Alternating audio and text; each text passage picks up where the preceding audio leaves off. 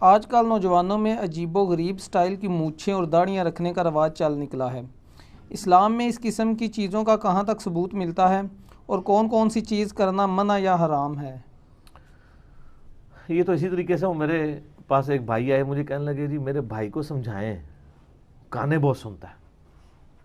تو میں نے اس سے پہلا سوال کیا وہ نماز پڑھتا ہے؟ کہتے نہیں نماز کبھی نہیں اس نے پڑھی۔ تو میں نے کہا سننے دو گانے۔ جب ایک بندہ بڑی چیز کے اوپر کمپرومائز کیے ہوئے ہے تو یہ چھوٹی چیز ہے نا۔ صحیح مسلم میں 246 نمبر حدیث ہے، بندے کے کفر اور ایمان، شرک اور اسلام کے درمیان فرق نماز ہے۔ ایک بندہ نماز ہی نہیں پڑھ رہا، اب آپ نوحہ کریں گے اس بات پہ کہ وہ گانے کیوں سن رہے ہیں؟ لوگ کہتے ہیں جی باہر وہ خنزیر کا گوشت لوگ کھا رہے ہوتے ہیں، حلال فوڈ نہیں لوگ کھا رہے ہوتے ہیں۔ یار وہ جو حلال فوڈ نہیں کھا رہے وہ تو نماز بھی تو نہیں پڑھ رہے،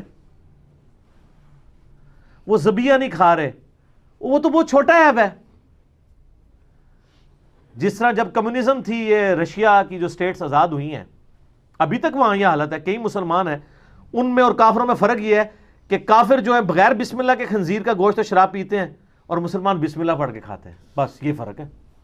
ظاہر 90 سال تک جب تالے پڑے ہیں مسجدوں کے اوپر، قرآن کے نسخے جلا دیے گئے، یہ تو اب سعودیہ والوں نے کافی پیسہ وہاں انجیکٹ کیا ہے اور وہاں پہ ان کی لوکل لینگویج میں، اس لحاظ سے میں سعودیہ کی پالیسی سے اختلاف اپنی جگہ، لیکن سعودیہ کی یہ بہت بڑی نعمت ہے اس حوالے سے، ان کی جو فائنینشیل ان پٹ ہے پوری دنیا میں مسلمانوں کے لیے۔ اس طریقے سے حاجیوں کو وہ جس ملک کا کوئی حاجی ہوتا ہے، جب اس کا جہاز رخصت ہو رہا ہوتا ہے اس کی زبان میں ترجمہ قرآن کا دیتے ہیں، بڑی اچھی کوالٹی کا۔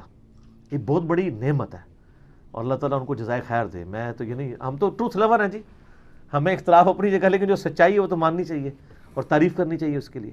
اللہ تعالیٰ کسی سے بھی اپنا دین کا کام اس حوالے سے لے سکتا ہے۔ تو یہ اب مونچھیں عجیب و غریب رکھنا، فرینچ کٹ رکھنا، ظاہر ہے ان لوگوں کو تو اس سے بڑی چیزوں کا آئیڈیا نہیں ہے۔ مونچھیں آپ بڑی رکھ سکتے ہیں، یعنی طبقات ابن سعد میں باقی کتابوں میں ملتا ہے کہ سیدنا عمر نے بڑی مونچھیں رکھی ہوئی تھی، لیکن وہ یہاں سے بڑی ہوتی تھی اور اس کو تاؤ بھی دیتے تھے۔ لیکن یہ جو ہونٹوں کی اوپر والی لائن ہے نا، اس سے اوپر مونچھیں ہونی چاہیے۔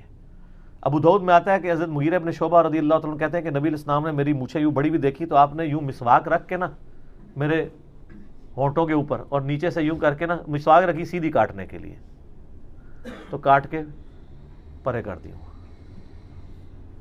اور اسی طریقے سے بخاری مسلم میں وہ جو حدیث ہے کہ نبی علیہ السلام نے ان عورتوں کے اوپر خصوصاً لعنت فرمائی ہے جو چہرے کے بال اکھاڑتی ہیں اور ٹیٹو بنواتی ہیں اور دانتوں میں گیپ کرواتی ہیں خوبصورت دکھنے کے لیے۔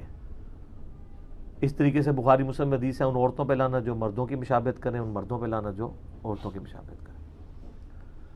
تو فرینچ کٹ تو وہ داڑھی ہوتی نہیں ہے۔ اچھا فرینچ کٹ کو لوگ گستاخی سمجھ رہے ہوتے ہیں اور کوئی بندہ شیو کیے ہوئے وہ کہتے ہیں ٹھیک ہے اس نے گستاخی تو نہیں کی تھی، کوئی فرق نہیں پڑتا، دونوں کا سٹیٹس ایک ہی ہے۔ اب ظاہر ہے جس نے داڑھی نہیں رکھی ہوئی وہ جو مرضی کھیلتا رہے پھر اپنے چہرے کے ساتھ، آپ اس کو داڑھی کے اوپر ترغیب دلائیں گے، اینڈ رزلٹ تو برابر ہے دونوں کے لیے۔ یہ کہنا کہ داڑھی کی توہین ہو گئی ہے، داڑھی کی توہین یہ ہے کہ داڑھی رکھ کے بھی جھوٹ بولے، داڑھی رکھ کے بھی جھوٹا دین ممبروں سے لوگوں کو بیان کریں، داڑھی رکھ کے بھی ممبر پہ چڑھ کے کہیں کہ قرآن حدیث ڈائریکٹ نہ پڑھنا تم گمراہ ہو جاؤ گے، یہ داڑھی کی توہین ہے۔ میں کئی لوگوں کو جانتا ہوں جو داڑھی مٹھی کے بعد جب کاٹتے ہیں تو بال جو ہے نا وہ اس کو بڑے ادب، وہ کہتے ہیں اس کو ہم نے اس میں نہیں بہانا نالی کے اندر، کہتے ہیں وہ داڑھی شریف ہے۔ اور سر یہ شریف آپ کی داڑھی نہیں ہے، وہ نبی علیہ السلام کی داڑھی شریف تھی۔ وہ تو ہے بخاری مسلم میں کہ آپ علیہ السلام نے اپنے سر کے مبارک بال جب منڈوائے حجۃ الوداع کے موقع پر تو حضرت طلحہ کو بلا کے کہا کہ صحابہ میں سے تبرکن تقسیم کرو، تو نبی علیہ السلام اپنے بال مبارک تقسیم کراتے تھے۔ حتیٰ کہ وہ صحیح بخاری میں آتا ہے ام سلمہ نے نبی علیہ السلام کی وفات کے بعد کچھ بال مبارک آپ علیہ السلام کے نکالے اور کہا کہ یہ نبی علیہ السلام کے بال مبارک ہیں، ہم میں سے جب کوئی بیمار ہو جاتا ہے ہم اس کا دھون مریضوں کو شفا کے لیے پلاتے ہیں۔ میں بلکہ وہ محلے کے لوگ، بخاری میں آتا ہے کہ ان کو برتن بھیجا کرتے تھے تو وہ اس میں ڈبو دیتی تھی تو مریضوں کو شفا ہو جاتی تھی۔ نبی علیہ السلام کے تبرکات، وہ نبی علیہ السلام کی، اور یہ تو ڈائریکٹ تبرکات ہیں۔ انڈائریکٹ تبرکات بھی صحیح مسلم میں آتا ہے کہ نبی علیہ السلام کی وفات کے کافی عرصے کے بعد اسما بنت ابی بکر نے ایک کسروانی طیالسی جبہ نکالا،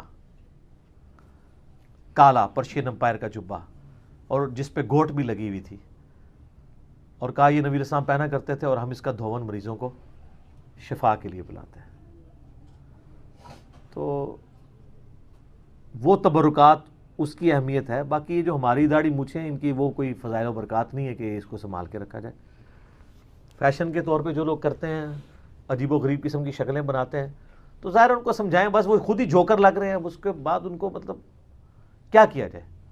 ان کے ساتھ ہم کوئی مس بہیو اس طرح نہیں کر سکتے۔ ان کو ترغیب دلائیں، کتاب و سنت کی طرف لوگوں کو مائل کریں، ان کو بتائیں کہ نبی علیہ السلام نے داڑھی کے حوالے سے کیا اہمیت دلائی ہے۔ اس حوالے سے میرے کئی ایک کلپس یوٹیوب کے اوپر آپ اویلیبل ہیں، آپ داڑھی لکھیں، داڑھی کی لمبائی، داڑھی کی اہمیت، کچھ بھی لکھیں تو آپ کے سامنے یعنی کلپ کھل کے سامنے آ جائیں گے، تو آپ کو پتہ چل جائے گا کہ اس سنت کی کیا اہمیت ہے۔